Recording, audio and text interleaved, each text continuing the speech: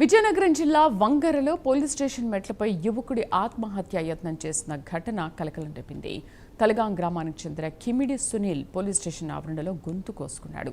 స్థానికులు వెంటనే అతన్ని రాజాంలోని కేర్ ఆసుపత్రికి తరలించారు. ప్రస్తుతం అతని పరిస్థితి విషమంగా ఉన్నట్లు సమాచారం. 5 ఏళ్ల క్రితం సునీల్పై ఒక పోక్సో కేసు నమోదైంది. అయితే ఆ కేసు పెట్టిన బాలికే మేజర్ అయిన తర్వాత సునీల్ ఆమెని వివాహం చేసుకున్నాడు. ఇటీవల అత్తమామలతో సునీల్కు ఆస్తి వివాదాలు మొదలయ్యాయి.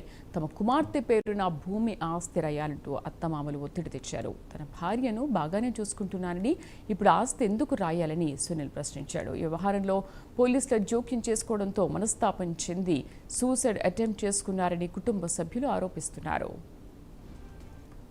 పెళ్లి తీసుకెళ్ళిపోండి సార్, ఏజ్ తక్కువని ఏజ్ ఎక్కువని తీసుకుని వెళ్ళిపోండి. వెళ్ళిపోయిన తర్వాత కేసు పెట్టారు. కేసు పెట్టిన తర్వాత సరే గారే ఆడపిల్ల కదా, ఆడపిల్ల మాట దొక్కుతుందని మేము ఆగిపోయాం.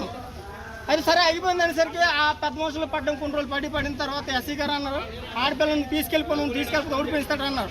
తీసుకెళ్ళిన తర్వాత ఇక్కడ పెళ్లి చేస్తే ఇక్కడ ఒప్పలేదు. సింహాచలం తీసుకెళ్ళి పెళ్లి చేసాము.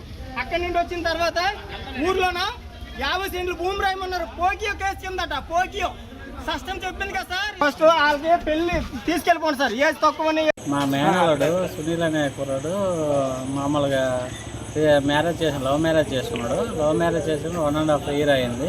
1.5 year అయిన తర్వాత 4 సార్లు 5 సార్లు పోలీస్ కేసు పెట్టారు. పెట్టిన తర్వాత 5వ సారి అయితే వంగర పోలీసులు అంటే మాకు ఫోన్ చేశారు.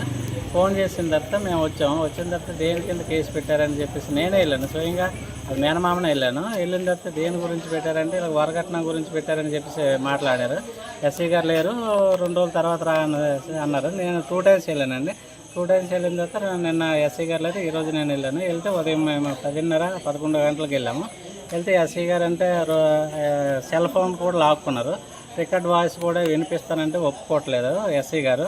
డ్రింక్ డ్రైవింగ్ అని చెప్పేసి మందు తాగాడు అది ఇది అని చెప్పేసి అంటే నేను ఉదయం తాగాను, ఈవినింగ్ అయితే తాగలేదని చెప్పాడు సార్. ఎస్సీ అయితే వాళ్ళ సమక్షంలో మాట్లాడుతుంది. ఈ బ్లేడ్తో కోసుకోవడం కూడాను